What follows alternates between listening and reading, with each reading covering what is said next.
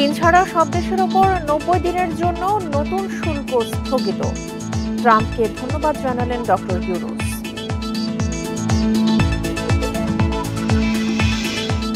কামরাঙ্গীর চরে চাঁদাবাজির অভিযোগে গণপিটুনিতে নিহত 2 অভিযুক্তরা মামলার পলাতক আসামি।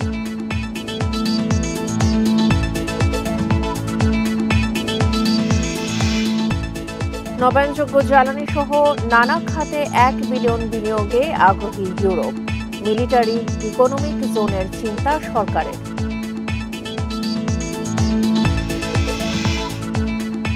বাংলাদেশের মহাকাশ গবেষণায় নতুন সম্ভাবনা, মিলবে প্রাকৃতিক সম্পদ, জলবায়ু পরিবর্তন তথ্য।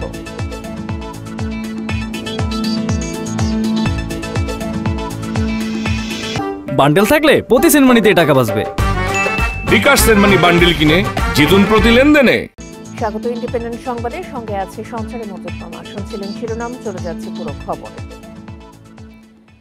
বাংলাদেশ সহ 75টির বেশি দেশের ওপর থেকে 90 দিনের জন্য বর্ধিত শুল্ক স্থগিত করলেন মার্কিন প্রেসিডেন্ট ডোনাল্ড ট্রাম্প। দেশগুলোর সঙ্গে নতুন আলোচনার কথা উল্লেখ করে বুধবার ট্রুথ সোশ্যালে এক ঘোষণা দিয়েছেন তিনি। তবে চীনের উপর শুল্ক বাড়িয়ে করলেন 125%, যা অবিলম্বে কার্যকর হচ্ছে বলে জানান তিনি। 2 এপ্রিল চীনা পণ্যে 34% শুল্ক আরোপ করেন মার্কিন প্রেসিডেন্ট ডোনাল্ড ট্রাম্প। এর জবাবে 4 এপ্রিল যুক্তরাষ্ট্রের পণ্যে একই পরিমাণ শুল্ক আরোপ করে চীন। দেশটির এমন পদক্ষেপে ক্ষুব্ধ হন ট্রাম্প। এটি প্রত্যাহার না করলে আরও 50% শুল্ক আরোপের হুঁশিয়ারিও দেন তিনি। তবে চীন অনড় থাকে, ফলে বুধবার থেকে দেশটির উপর আরও 50% শুল্ক কার্যকর করে যুক্তরাষ্ট্র। এ নিয়ে চীনা পণ্যে শুল্ক বেড়ে দাঁড়ায় 104%। তবে এবারও ছাড় দেয়নি বেইজিং। মার্কিন পণ্যে শুল্ক বাড়িয়ে 84% করে চীন। এটি বৃহস্পতিবার থেকে কার্যকর হচ্ছে বলে জানিয়েছে চীনের অর্থ মন্ত্রণালয়। যুক্তরাষ্ট্রের 104% শুল্ককে নিপীড়নমূলক আখ্যা দিয়ে এর জবাবে বাড়তি শুল্ক ধরা হয়েছে বলে জানায় তারা।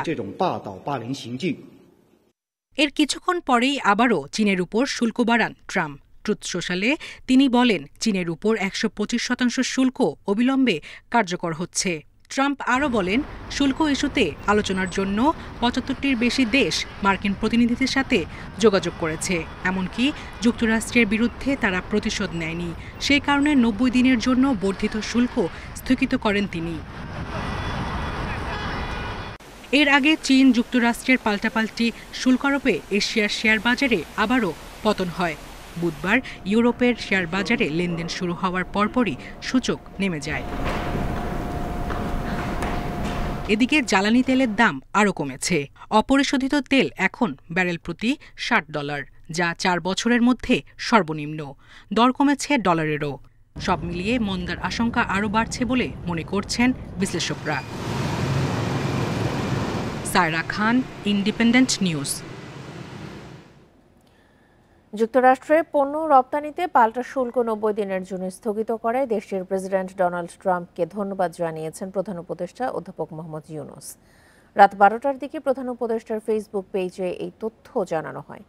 এতে অধ্যাপক মোহাম্মদ ইউনুস বলেন, 90 দিনের শুল্ক স্থগিত করার অনুরোধে ইতিবাচক সাড়া দেওয়ায় প্রেসিডেন্টকে ধন্যবাদ। বাণিজ্য এজেন্ডার সমর্থনে মার্কিন প্রশাসনের সঙ্গে কাজ অব্যাহত রাখা হবে। এর আগে যুক্তরাষ্ট্র বিভিন্ন দেশের ওপর যে পাল্টা শুল্ক আরোপ করেছিল, বুধবার রাতে তা 3 মাসের জন্য স্থগিতের ঘোষণা দেন যুক্তরাষ্ট্রের প্রেসিডেন্ট ডোনাল্ড ট্রাম্প।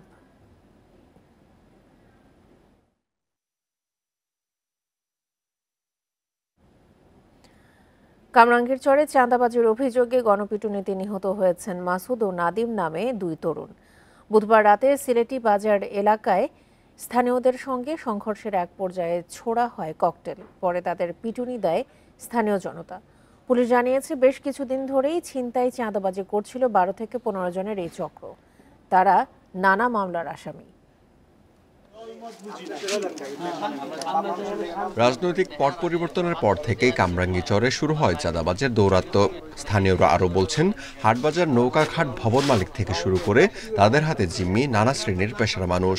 বিভিন্ন বাড়িওয়ালাদের হুমকি দুমকি এরকমভাবে তারা প্রায় এই 3-4 মাসে প্রায় 4 থেকে 5 কোটি টাকা তারা লুইটা লিয়ে গেছে অনেক মানুষের। ওনারা থাকা পর্যন্ত আমরা মনে করেন বাসাতে বাড়িলে আমরা ভয় করছি। আমরা এক যে রিক্সা চালাই, আমরা যে বাসাতে বাড়িয়েছি আমরা সামনে চাকু ধরছে, টেকা দে না দিলে ভাড় দিমু, কি করবো? আমার কাছে তো 15,000 টাকা নিছে। ডাক দিয়ে নেয়া গ্যারেজ আটকাইছে, আটকাই বলতেছে তোরা 55,000 টাকা দিবি। আমি কি ভাই আমরা 55,000 টাকা দিব কই থেকে? অভিযোগ রয়েছে 8 মার্চ চায়ের দোকানদার নূর মোহাম্মদের কাছে 1 লাখ টাকা চাঁদা দাবি করে মাসুদ ও তার সহযোগীরা। তা দিতে না চাইলে করা হয় ছুরি আঘাত। বুধবার রাতে 7-8 জনের দল নিয়ে আবারও চাঁদা নিতে এলে স্থানীয়দের সঙ্গে বাধে সংঘর্ষ। এ সময় ককটেল বিস্ফোরণের ঘটনাও ঘটায় চাঁদাবাজেরা। পরে গণপিটুনিতে মারা যান মাসুদ ও নাদিম।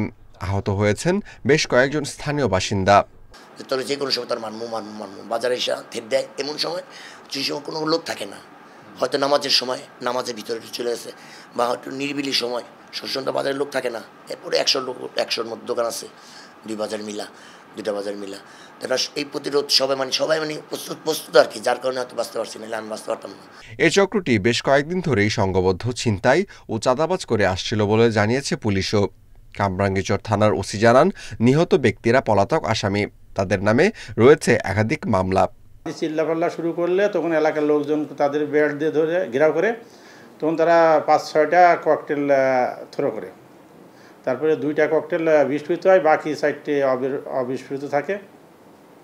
পরবর্তীতে এলাকার 5-7 হাজার জনগণ তাদের মারধরে পিঠে আহত করলে আমরা তাৎক্ষণিকভাবে 2 জনকে ওদেরকে ঢাকা মেডিকেলে পাঠাই। ঢাকা মেডিকেলে পাঠালে একজন ঢাকা মেডিকেলে কিছুক্ষণ চিকিৎসার পরে হয়তো 15-20 মিনিট চিকিৎসা করে মারা যায়, আর একজন ঘটনাস্থলে মারা যায়। চক্রটির আহত এক সদস্য চিকিৎসাধীন ঢাকা মেডিকেলে। এরই তদন্তের কাজও শুরু করেছে police. Amirul Islam, independent news, Dhaka. দেশে বিনিয়োগ সম্ভাবনার যে দ্বার খুলেছে তা কাজে লাগাতে চান দেশি ও বিদেশি বিনিয়োগকারীরা। এক্ষেত্রে নানা চ্যালেঞ্জ থাকলেও সরকার ও উদ্যোক্তাদের আন্তরিকতায় তা কাটিয়ে ওঠা সম্ভব বলেও মনে করেন তারা। সম্মানসূচক নাগরিকত্ব পেয়ে ইয়াং ওয়ান কর্পোরেশনের চেয়ারম্যান কিহাক সাং বলেন, বিনিয়োগের জন্য বাংলাদেশ নিরাপদ। 80 দশকে ইয়ং ওয়ান কর্পোরেশন প্রথমবারের মতো বাংলাদেশে আসে। চট্টগ্রামে গড়ে তোলা হয় কোরিয়ান রপ্তানি প্রক্রিয়াকরণ এলাকা। সেখানে রয়েছে ইয়ং ওয়ানের 48টি কারখানা, যার উদ্যোগ নেন কোরিয়ান নাগরিক কিহাক সাং। বাংলাদেশের পোশাক শিল্প উদ্যোক্তাদের মধ্যে তিনি ছিলেন প্রথম বিদেশি বিনিয়োগকারী।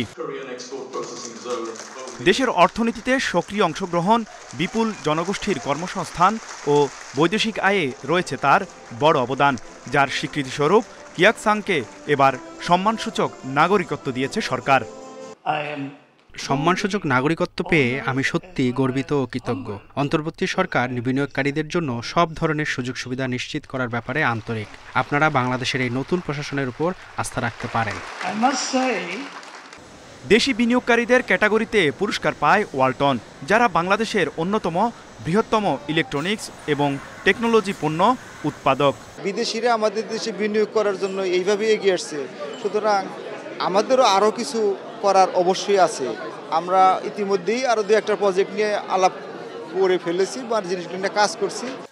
দেশের টেক্সটাইল ও তৈরি পোশাক কারখানায় ব্যবহৃত পণ্য কেনাবেচার ডিজিটাল মার্কেটপ্লেস ফেব্রিক্স লাগবে। দেশে নানা প্রতিকূলতা থাকলেও ইচ্ছা শক্তির ফলেই এগিয়ে যাওয়া সম্ভব, জানান এর উদ্যোক্তা। চিফ অ্যাডভাইজার সাহেব একটা বলছে যে ইজ ক্রেজি, ক্রেজি মানে কি, এখানে চ্যালেঞ্জ থাকবে, এখানে বাধা থাকবে, প্রবলেম থাকবে, সো এটাকে ওভারকাম করি আমরা সামনে যেতে হবে এবং আমরা যাচ্ছি। বিনিয়োগের নানা চ্যালেঞ্জকে পাশ কাটিয়ে এগিয়ে যেতে চান উদ্যোক্তারা। এই জন্য তাদের সব ধরনের নীতি সহায়তা দিয়ে পাশে থাকার আশ্বাস সরকারের। তৌহিদ রানা, ইন্ডিপেন্ডেন্ট নিউজ, ঢাকা। আজ শেষ হচ্ছে 4 দিনের বিনিয়োগ সম্মেলন। রাজধানীর হোটেল ইন্টারকন্টিনেন্টালে শেষ দিনের প্রথম সেশনে থাকছে ডিজিটাল অর্থনীতি নিয়ে সেমিনার। আলোচনা করবেন দেশ বিদেশের আর্থিক খাত বিশ্লেষকরা। একই সময়ে অন্য হলরুমে পোশাক খাত নিয়ে আলাদা সেশন অনুষ্ঠিত হবে। এতে অংশ নেবেন তৈরি পোশাক ও টেক্সটাইল খাতের উদ্যোক্তারা। এছাড়া দুপুর 2টা থেকে 5টা পর্যন্ত থাকছে স্বাস্থ্য সেবা ও কৃষি নিয়ে আলাদা সেশন। প্রতিটি সেশনেই দেশ বিদেশের বিশ্লেষকরা বিনিয়োগের নানা চ্যালেঞ্জ ও সম্ভাবনা নিয়ে আলোচনা করবেন। বিকেলে সংবাদ সম্মেলন করবেন বিডার নির্বাহী চেয়ারম্যান আশিক চৌধুরী।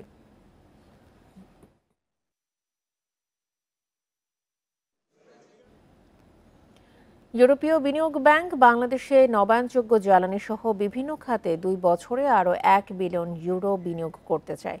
চলমান বিনিয়োগ সম্মেলনের এক সেমিনারে শিল্প গ্রুপ প্রাণের 100 মেগাওয়াট সৌর কেন্দ্রের বিদ্যুৎ কেনায় চুক্তি করেছে বিশ্বখ্যাত ব্র্যান্ড H&M। বুধবার সম্মেলনের তৃতীয় দিন শেষে বিডা নির্বাহী চেয়ারম্যান জানান, ভবিষ্যতে মিলিটারি ইকোনমিক জোন স্থাপনেরও পরিকল্পনা আছে। 2040 সালের মধ্যে 40% বিদ্যুৎ নবায়নযোগ্য উৎস থেকে ব্যবহারের লক্ষ্য থাকলেও তা অর্জনে গতি আসেনি। কয়েকটি সৌর কেন্দ্র থেকে এখন জাতীয় গ্রিডে কয়েকশো মেগাওয়াট বিদ্যুৎ মিলছে। পরিবেশ দূষণ রোধে জীবাশ্ম জ্বালানি নির্ভর বিদ্যুতের হ্রাস টানতে চায় সরকার। এজন্য বেসরকারি খাতে নবায়নযোগ্য বিদ্যুৎ বেচাকেনার সুযোগ উন্মুক্ত হল চলমান বিনিয়োগ সম্মেলনে।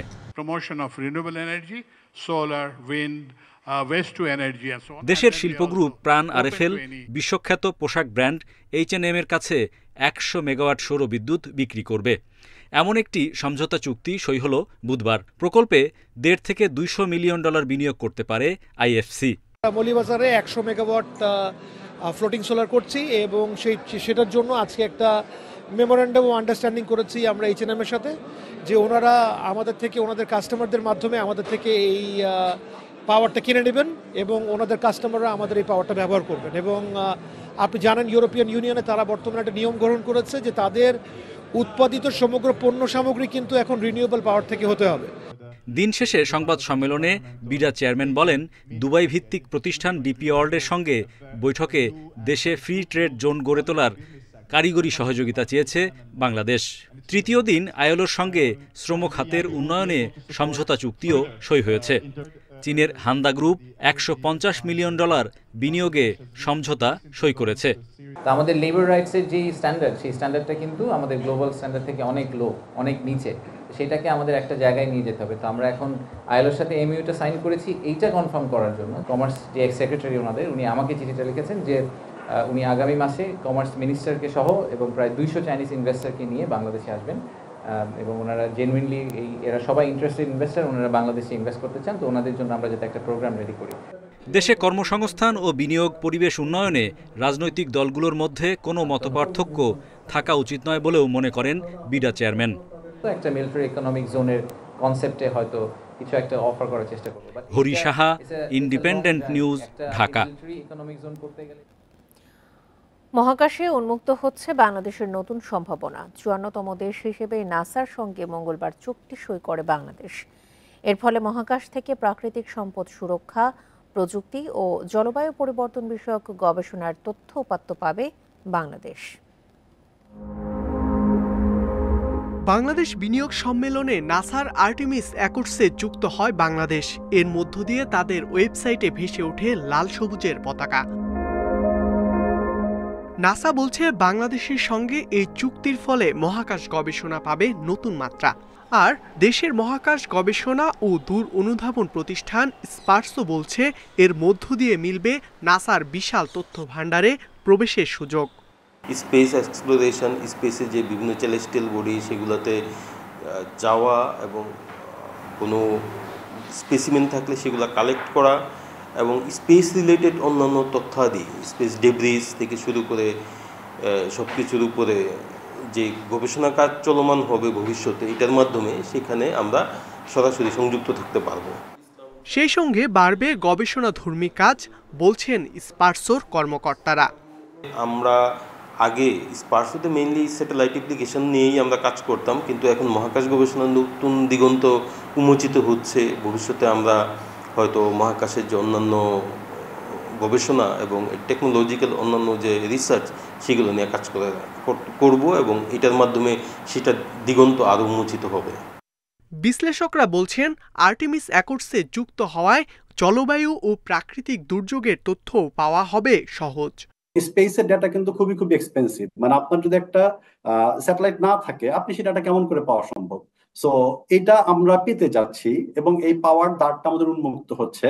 ফাইন্যান্সিয়ালি কতটুকু বেনিফিট হবে সেটা আমি জানি না, বাট এই ডাটা এগুলির মূল্যায়ন করা খুবই ডিফিকাল্ট, যেগুলো ভ্যালু কত। ওকে, সো আমরা যে আবহাওয়া বলেন বা জিএনএসএস বলেন বা নেভিগেশন বলেন, সব জায়গায় আমাদের স্পেস থেকে ডাটা লাগবে। তবে এর পূর্ণ ফল পেতে আরও 15 থেকে 20 বছর সময় লাগবে বলে জানান বিডার চেয়ারম্যান। এই অ্যাকর্ডটা সাইন করার ইফেক্ট আমাদের বুঝতে হয়তো 15 থেকে 20 বছর সময় লাগবে। আজ থেকে 20 বছর পরে হয়তো আমরা যে মুন এক্সপ্লোরেশনের কথা বলি, আমাদের স্পেস এক্সপ্লোরেশনের কথা বলি, সেখানে বাংলাদেশিরাও স্পেস এক্সপ্লোরেশনে যাবে। সো আমাদেরও হয়তো একজন অ্যাস্ট্রোনট থাকবে। প্রাথমিকভাবে 7 দেশ সই করার মধ্য দিয়ে আর্টেমিস অ্যাকর্ডসের যাত্রা শুরু হয় 2020 সালে। ইকরামুল কবির, ইন্ডিপেন্ডেন্ট নিউজ, ঢাকা। ভারতীয় ভূখণ্ড ব্যবহার করে তৃতীয় কোনো দেশে বাংলাদেশে পণ্য রপ্তানির ট্রান্সশিপমেন্ট সুবিধা বাতিল করেছে ভারত, যা বিশ্ব বাণিজ্য সংস্থা WTOর নিয়মের সুস্পষ্ট লঙ্ঘন। অন্তর্বর্তী সরকারকে বেকায়দায় ফেলতেই এমন সিদ্ধান্ত বলে মনে করছেন ব্যবসায়ী নেতারা। মঙ্গলবার ভারতের central board of indirect taxes and customs এই সুবিধা বাতিল করে আদেশ জারি করে।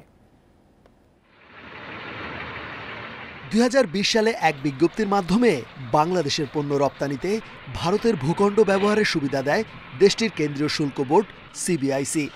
ভারত হয়ে নেপাল ও ভুটানে পণ্য পাঠানোর সুবিধা পায় বাংলাদেশ। 8 এপ্রিল যা বাতিল করেছে ভারতের central board of indirect taxes and customs. বিশ্ব বাণিজ্য সংস্থা WTOর নিয়ম অনুযায়ী সব সদস্য রাষ্ট্রকে স্থলবেষ্টিত দেশগুলোর সঙ্গে পণ্য চলাচলের জন্য ট্রানজিটের স্বাধীনতা নিশ্চিত করতে হবে। ভারত ও বাংলাদেশ উভয়ই এই জেনেভা ভিত্তিক সংস্থার সদস্য।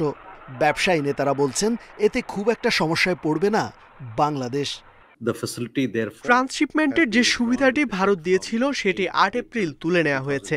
এখানে একটি বিষয় পরিষ্কার করে দিতে চাই যে এই সিদ্ধান্ত বাংলাদেশ থেকে নেপাল ও ভুটানের রপ্তানির ক্ষেত্রে কোনো প্রভাব ফেলবে না। নেপাল ভুটানে যে মালটা যায় ট্রান্সশিপমেন্ট হইয়া, সেটা এখানে এফেক্ট করবে না। কারণ হচ্ছে নেপাল এবং ভুটানের যে মালটা যায়, এটা হচ্ছে নেপালের সাথে ইন্ডিয়ার যে এগ্রিমেন্ট বা ভুটানের সাথে ইন্ডিয়ার যে এগ্রিমেন্ট তার আওতায় যায়। সুতরাং সেটা এই জায়গাতে এফেক্ট করবে না বলে আমরা ইতিমধ্যে নিশ্চিত হয়েছি। হঠাৎ ভারতের CBICর এমন হঠকারী সিদ্ধান্তকে ভালোভাবে নিচ্ছেন না দেশের ব্যবসায়ীরা। বিকল্প খুঁজে নেওয়ার উপর গুরুত্ব দিচ্ছেন তারা। WTO রুলস অনুযায়ী এটা ভারত করতে পারে না, এটা করতে পারে না। এটা নিয়ে বাংলাদেশ হয়তো WTOতে অভিযোগ করতে পারে বা কথা বলতে পারে। প্রতিবেশী দেশের সাথে আমি মনে করি এটা ভালো আচরণ নয়, অসদাচরণ। যখন আমরা সারা বিশ্বের বড় বড় ইনভেস্টরদেরকে এখানে আহ্বান করেছেন আমাদের ডক্টর মোহাম্মদ ইউনূস সরকার, তখন ভারত এটাকে ওই সময়টা বুঝে ইন্টেনশনালি সেটা করেছে। যেসব পণ্য বোঝাই যানবাহন ইতিমধ্যে ভারতের ভূখণ্ডে আছে, সেগুলো ট্রান্সশিপমেন্ট সুবিধা বাতিলে আওতামুক্ত থাকবে।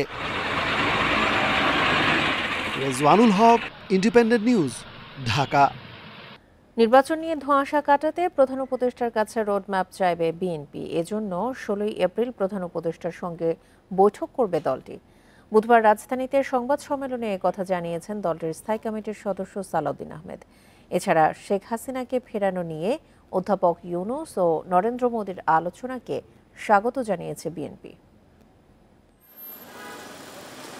বুধবার দুপুরে গুলশানে চেয়ারপারসনের রাজনৈতিক কার্যালয়ে সংবাদ সম্মেলন করেন বিএনপির স্থায়ী কমিটির সদস্য সালাউদ্দিন আহমেদ।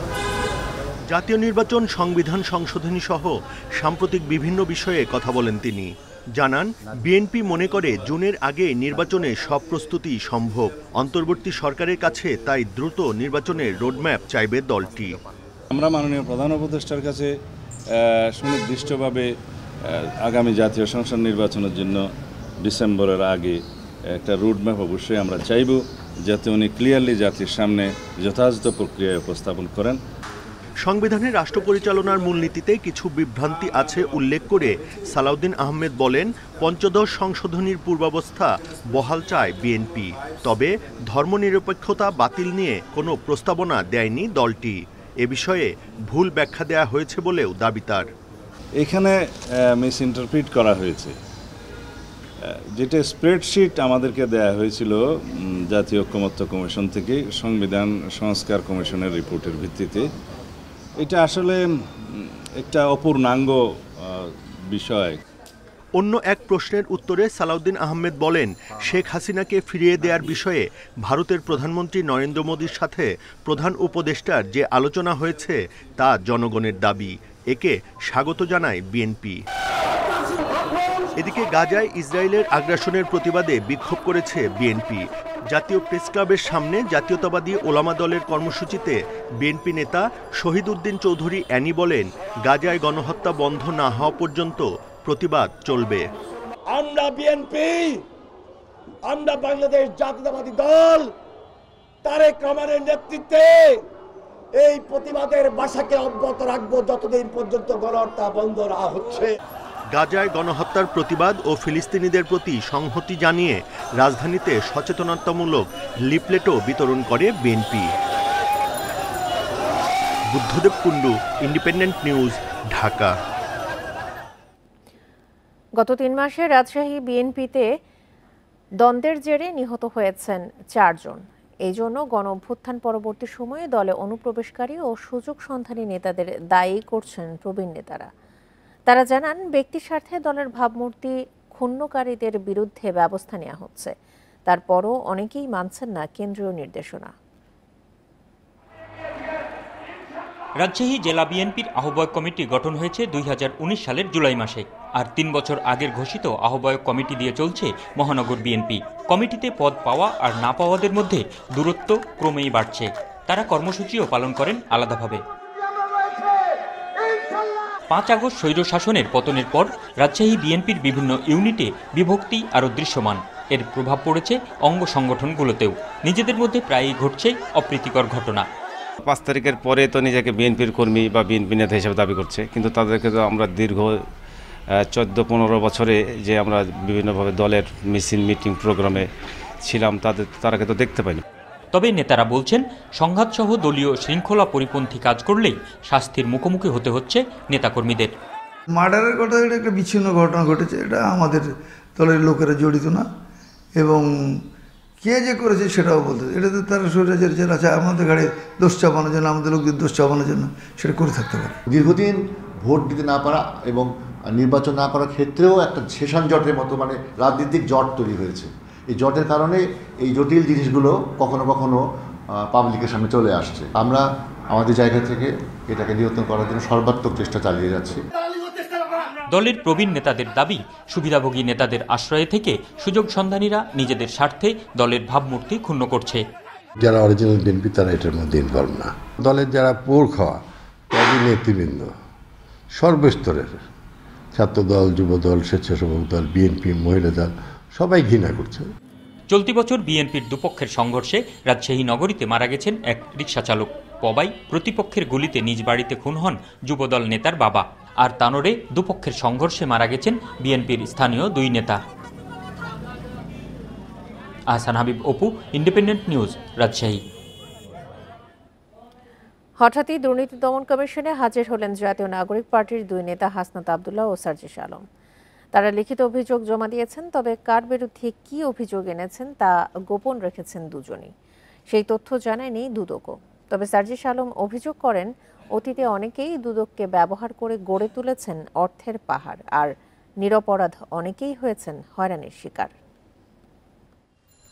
এনসিপির দক্ষিণ অঞ্চলের মুখ্য সংগঠক হাসনাত আব্দুল্লাহ ও উত্তর অঞ্চলের মুখ্য সংগঠক সার্জিস আলমের অভিযোগ কার বিরুদ্ধে তা নিয়ে সংশয় থেকেই গেল। 2 নেতা বুধবার দুপুরে দুর্নীতি দমন কমিশনের চেয়ারম্যান আব্দুল মোমেনের সাথে সোয়া 1 ঘন্টার মতো বৈঠক করেন, জমা দেন লিখিত অভিযোগ। সেই সব বিষয়ে সাংবাদিকদের মুখোমুখি হননি চেয়ারম্যান। স্পষ্ট কিছু বলেননি সংস্থাটির মুখপাত্র। কিছু অভিযোগ দিতে আসছিল। অভিযোগটা মানে কোনো সেক্টর ওয়ারি না, এগুলা হচ্ছে এখনো পর্যন্ত কনফিডেন্সিয়াল, তো এগুলা জানা যাবে, মিডিয়াতে আসবে। তবে দুদক ছেড়ে যাওয়ার আগে সার্জিস আলম সংস্থাটির অতীত কর্মকাণ্ডের বিষয়ে গুরুতর অভিযোগ তুলেছেন। এই দুদককে ব্যবহার করেই কিন্তু অনেককে সাম্রাজ্য তৈরি করতে সহযোগিতা করা হয়েছে, একদম কালো টাকার।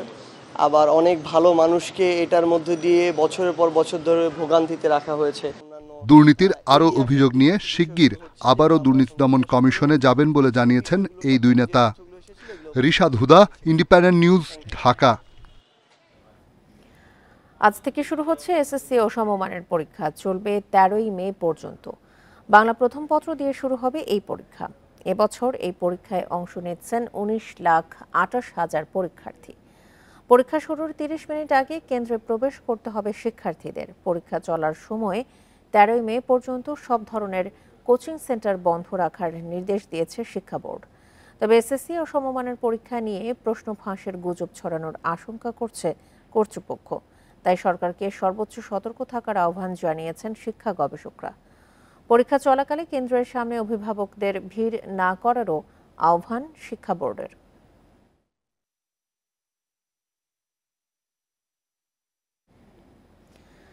ঠাকুরগাঁওয়ের সীমান্তবর্তী সরকারি প্রাথমিক বিদ্যালয়গুলোতে শিক্ষক সংকটে ব্যাহত হচ্ছে পাঠদান। এতে শিক্ষার মান কমে যাওয়ার পাশাপাশি ক্লাসে কমছে শিক্ষার্থী। জেলা প্রাথমিক শিক্ষা অফিসার বলছেন, সীমান্তবর্তী এলাকায় শিক্ষকরা বেশি দিন থাকতে চান না, তবে দ্রুত সংকট সমাধান কেটে যাওয়ার আশা তার। ঠাকুরগাঁও প্রাথমিক শিক্ষা অফিসের তথ্য মতে জেলার 5 উপজেলায় সরকারি প্রাথমিক বিদ্যালয় আছে 998টি। এর মধ্যে 4 উপজেলার সীমান্ত এলাকায় রয়েছে 100টি বিদ্যালয়। কিন্তু এসব বিদ্যালয়গুলো ধুঁকছে শিক্ষক সংকটে। তথ্য বলছে, সীমান্ত এলাকার বিদ্যালয়গুলোতে শিক্ষকের পদ রয়েছে 600টি, কিন্তু এর বিপরীতে শিক্ষক রয়েছে 400 জন। শিক্ষক সংকটে কমে যাচ্ছে শিক্ষার মান, শিক্ষার্থীরা ঝুঁকছেন প্রাইভেট স্কুলে। আমাদের গ্রাম অঞ্চলের যে প্রাথমিক বিদ্যালয়গুলো আছে এগুলোর শিক্ষার মান এত খারাপ, মানে ভালো শিক্ষক নাই। 2 নাম্বার হচ্ছে যে আপনার এই যে শিক্ষকগুলা শিক্ষকতা করতেছে এখানে তাদের বাচ্চা কাচ্চাগুলোর বাইরে দিয়ে দিচ্ছে। শিক্ষকরা বলছেন, এই পরিস্থিতিতে পাঠদানে হিমশিম খেতে হচ্ছে তাদের।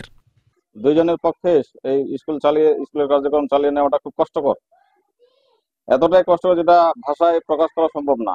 আমাদের এখানে ছাত্রছাত্রীর সংখ্যা খুব কম। কারণটা হলো পার্শ্ববর্তী বিদ্যালয় আছে এবং কিন্ডারগার্টেন স্কুল অনেকগুলো আছে, এই জন্য আমাদের ছাত্রছাত্রী কম। জেলা প্রাথমিক শিক্ষা অফিসার বলছেন, সীমান্তবর্তী এলাকার বিদ্যালয়গুলোতে শিক্ষকরা বেশি দিন থাকতে চান না, বদলি হয়ে চলে যান অন্য জায়গায়। শিগগিরই শিক্ষক সংকট কেটে যাবে বলে জানান তিনি। অনলাইনের মাধ্যমে আবেদন করে তারা দেখা যায় যে তাদের নিজ নিজ এলাকায় বা শহর এলাকায় চলে আসার চেষ্টা করে, যার জন্য সীমান্তবর্তী এলাকাগুলিতে শিক্ষকের স্বল্পতাটা থেকেই যাচ্ছে। পার্শ্ববর্তী কোনো স্কুল থেকে সেখানে শিক্ষক সংযুক্তি দিয়ে ওই স্কুলগুলির শিক্ষক স্বল্পতা পূরণ করার চেষ্টা করতেছি আমরা। জেলার প্রাথমিক বিদ্যালয়গুলোতে 5025টি সহকারী শিক্ষকের পদের বিপরীতে কর্মরত 4599 জন। Independent news. এবার বড় মৌসুমে 49 টাকায় চাল ও 36 টাকা কেজি দরে ধান কিনবে সরকার, যা গত বছরের চেয়ে কেজিতে 4 টাকা বেশি। বুধবার দুপুরে সচিবালয়ে খাদ্য উপদেষ্টা জানান, 24শে এপ্রিল শুরু হবে সংগ্রহ অভিযান। অর্থ উপদেষ্টা জানান, ধান চাল সংগ্রহের লক্ষ্য পূরণ হলে কোনো খাদ্য সংকট হবে না। আসন্ন বড় মৌসুমে অভ্যন্তরীণ বাজার থেকে ধান চাল কিনতে বুধবার দুপুরে সচিবালয়ে অর্থ উপদেষ্টার সভাপতিত্বে বসে খাদ্য পরিকল্পনা ও পরিধান কমিটির সভা। সভায় বড় মৌসুমে অভ্যন্তরীণ বাজার থেকে 17.5 লাখ টন ধান ও চাল কেনার সিদ্ধান্ত হয়। এর মধ্যে 3 লাখ টন ধান ও সেদ্ধ চাল 14 লাখ টন। প্রতি কেজি বোরো ধান 36 টাকা আর সেদ্ধ চাল কেনা হবে 49 টাকা দরেই। গত বছরের তুলনায় কেজিতে 4 টাকা বেশি। একই সঙ্গে 36 টাকা দরে গম কেনারও সিদ্ধান্ত হয়েছে বলে জানান খাদ্য উপদেষ্টা। ধান প্রতি কেজি 36 টাকা স্যার তো বললেন, আর চাল প্রতি কেজি 49 টাকা, আর গম প্রতি কেজি 36 টাকা। ধানের জন্য 3.5 লাখ মেট্রিক টন, আর চালের জন্য 14 লাখ মেট্রিক টন। গমের জন্য আমরা কোনো লক্ষ্যমাত্রা নির্ধারণ করি না, যতটুকু পাওয়া যায়। অর্থ উপদেষ্টা জানান, সরকার যে পরিমাণ ধান, চাল ও গম সংগ্রহের লক্ষ্য নির্ধারণ করেছে তাতে বর্তমান অর্থনৈতিক পরিস্থিতিতে কোনো খাদ্য সংকট হবে না। আর ধানের উৎপাদন এবার লক্ষ্যমাত্রার চেয়ে বেশি হবে বলে আশা প্রকাশ করেন কৃষি উপদেষ্টা। আমরা কিন্তু নিয়মিতভাবে সার আমদানি করে, চাল বিভিন্ন আমদানি করে মোটামুটি কিন্তু আমরা স্টেবল রেখেছি। এই প্রেক্ষিতে আমরা তখন আবার ধানের এবং চালের সংগ্রহ বিষয় আমরা করেছি। আমাদের টার্গেটটা মোটামুটি পরিপূর্ণ হয়েছে।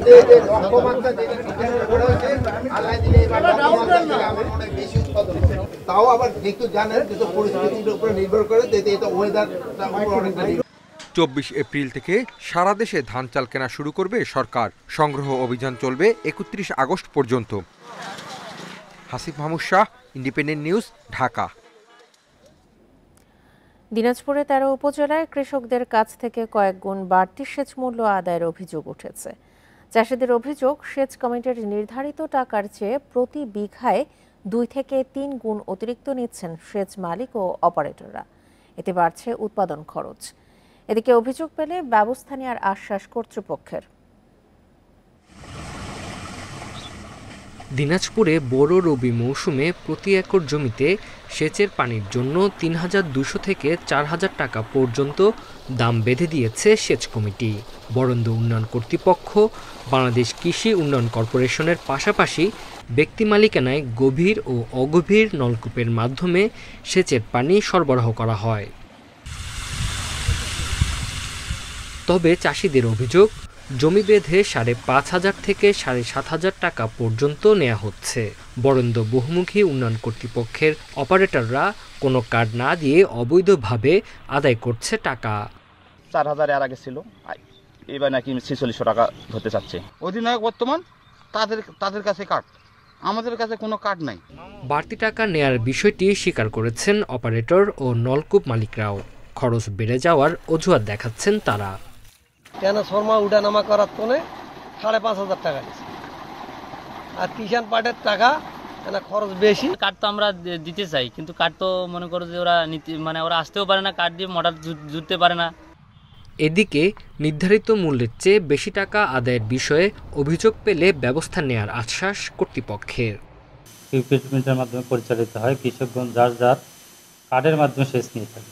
এর বাইরে যদি কোনো বিষয় থাকে, কোনো অভিযোগ স্পেসিফিকভাবে আমাদের জানালে আমরা সেগুলো তদন্ত করে প্রয়োজনীয় ব্যবস্থা গ্রহণ করি। উপজেলা কমিটি যে সেচ কমিটি রয়েছে তারা যদি মিটিং করে, প্রতি মাসে মিটিং হয় এবং জরুরি যে কোনো জরুরি প্রয়োজনে তারা মিটিং করে কোথাও সমস্যা দেখা দিলে তাৎক্ষণিকভাবে সে ব্যবস্থা গ্রহণ করবে।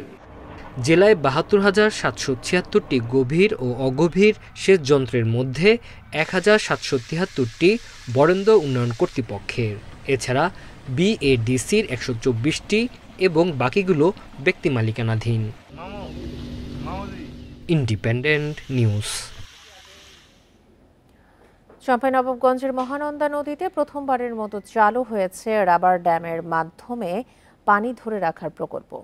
এর ফলে ৯৬ কিলোমিটার দীর্ঘ মহানন্দা নদীর ৭০ কিলোমিটার জুড়ে পানি আছে অন্য বছরের তুলনায় বেশি, তবে বাকি ২৬ কিলোমিটার পানি শূন্য হয়ে পড়েছে। স্থানীয়দের অভিযোগ, রাবার ড্যামের মাধ্যমে নদীর একটি অংশকে হত্যা করল পানি উন্নয়ন বোর্ড। চাঁপাইনবাবগঞ্জে আন্তঃসীমান্ত নদী মহানন্দার দৈর্ঘ্য ৯৬ কিলোমিটার। বাংলাদেশ অংশে প্রবেশমুখ থেকে নদীর ভাটিতে ৭০ কিলোমিটার দূরে নির্মাণ করা হয়েছে এই রাবার ড্যাম। ড্যামটির অবস্থান চাঁপাইনবাবগঞ্জ শহরের রেহাইচর এলাকায়। এবছরই প্রথমবারের মতো ড্যামের মাধ্যমে নদীর একটি অংশে পানি আটকে রাখা হয়েছে, তবে ভাটির ২৬ কিলোমিটার নদী একেবারেই পানি শূন্য অবস্থা। আপনার এখন পানি টানি তো কিছু নাই, আপনার শুকিয়ে যায় পানি, তো ওদিকে আপনার আটকে আছে। এখন এরকম শুকিয়ে গেছে, আরও সামনে তো ১ মাস খরা আছে, আরও অবস্থা খারাপ হয়ে যাবে, মানে ড্যাঙা হয়ে গেছে, দেখতে পাচ্ছেন চারিদিক। রাবার ড্যাম নির্মাণ প্রকল্পটি বাস্তবায়ন করেছে পানি উন্নয়ন বোর্ড। কর্মকর্তারা বলছেন, এমন প্রকল্পের দুটি দিক থাকে, একদিকে উপকার হলে আরেকটি দিকে কিছুটা ক্ষতির মুখোমুখি হতে হয়। তবে সংকট সমাধানে পদ্মা নদী থেকে পানি এনে সংরক্ষণ করা যেতে পারে। আমাদের একটা প্ল্যান আছে, সেটা হচ্ছে যে পদ্মা নদীর পানি এই যে ২৬ কিলোমিটার আছে সেটা ব্যাক ওয়াটার ফ্লো দিয়ে এখানে পানিটা নিয়ে আসা। এর জন্য একটা আমাদের ড্রেজিং বা খননের কার্যক্রম নিতে হবে এবং একটা ফিজিবিলিটি স্টাডি করে নিতে হবে, যাতে পদ্মার পানিটা এই ডাউন স্ট্রিমের ২৬ কিলোমিটার লোকজন পায়। এই জন্য আমরা একটা চেষ্টা করছি। মহানন্দা নদীর উপর ৩৯৩ মিটার দৈর্ঘ্যের রাবার ড্যামের কাজ ২০২১ সালে শুরু হয়। এর কাজ শেষ হয়েছে চলতি বছরেই। শুরুতে এই প্রকল্পের ব্যয় ধরা হয়েছিল 155 কোটি, তবে পরবর্তীতে আরও 69 কোটি টাকা ব্যয় বাড়িয়েছে পানি উন্নয়ন বোর্ড। Independent news. নারায়ণগঞ্জের রূপগঞ্জে আইনশৃঙ্খলা বাহিনীর সাথে রবিনটেক্স নামে এক পোশাক কারখানার শ্রমিকদের সংঘর্ষ হয়েছে। এতে আইনশৃঙ্খলা বাহিনীর সদস্যসহ 20 জন আহত হয়েছেন। পুলিশ জানায়, শ্রমিক ছাঁটাইয়ের জেরে বুধবার সকালে এই সংঘর্ষের শুরু হয়। এ সময় শ্রমিকরা ঢাকা সিলেট মহাসড়ক 4 ঘন্টা অবরোধ করে রাখেন। স্থানীয়রা জানায়, ঈদের আগে 50 জন শ্রমিককে বিনা নোটিশে ছাঁটাই করে কর্তৃপক্ষ। এই নিয়ে কারখানার ভেতরে শান্তিপূর্ণভাবে দাবি আদায়ের চেষ্টা করে আসছিলেন শ্রমিকরা। পরে তারা ঢাকা সিলেট মহাসড়কে বিদ্যুতের খুঁটি ফেলে অবরোধ করেন। এ সময় মহাসড়ক থেকে শ্রমিকদের সরাতে গেলে আইনশৃঙ্খলা বাহিনীর সাথে দফায় দফায় সংঘর্ষ হয়। এতে 20 জন আহত হন। এই ঘটনায় 7 জনকে আটক করেছে পুলিশ।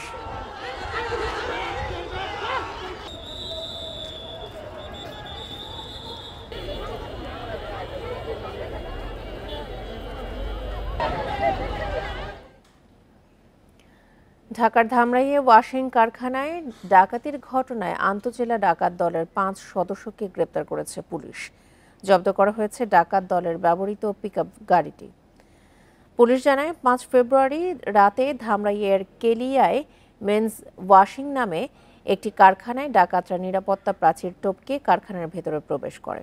এরপর অস্ত্রের মুখে কারখানার নিরাপত্তা প্রহরীদের হাত পা বেঁধে কারখানার ভেতরে ট্রান্সফরমারে ব্যবহৃত তামার তার ও অফিসের ব্যবহৃত বেশ কয়েকটি ল্যাপটপ সহ মূল্যবান জিনিসপত্র লুট করে। এ ঘটনায় কারখানা কর্তৃপক্ষ বাদী হয়ে অজ্ঞাতদের আসামি করে ধামরাই থানায় ডাকাতি মামলা দায়ের করে। এর ভিত্তিতে গোয়েন্দা পুলিশ বুধবার সন্ধ্যায় সাভারের তেঁতুলঝোড়া এলাকার বিভিন্ন স্থানে অভিযান চালিয়ে ডাকাত দলের 5 সদস্যকে গ্রেপ্তার করে।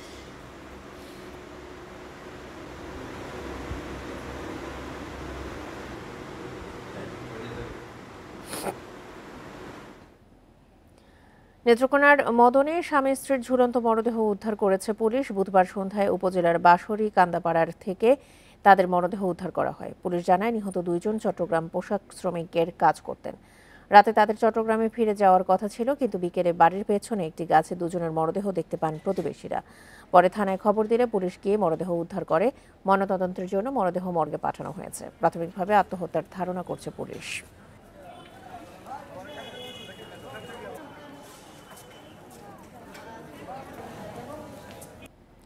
আর ছিল এখনকার মতো ইন্ডিপেন্ডেন্ট সংবাদে। ইন্ডিপেন্ডেন্ট টেলিভিশনের সব খবর আরও বিস্তারিত জানতে চোখ রাখুন ফেসবুক, ইউটিউব এবং ধন্যবাদ সবাইকে।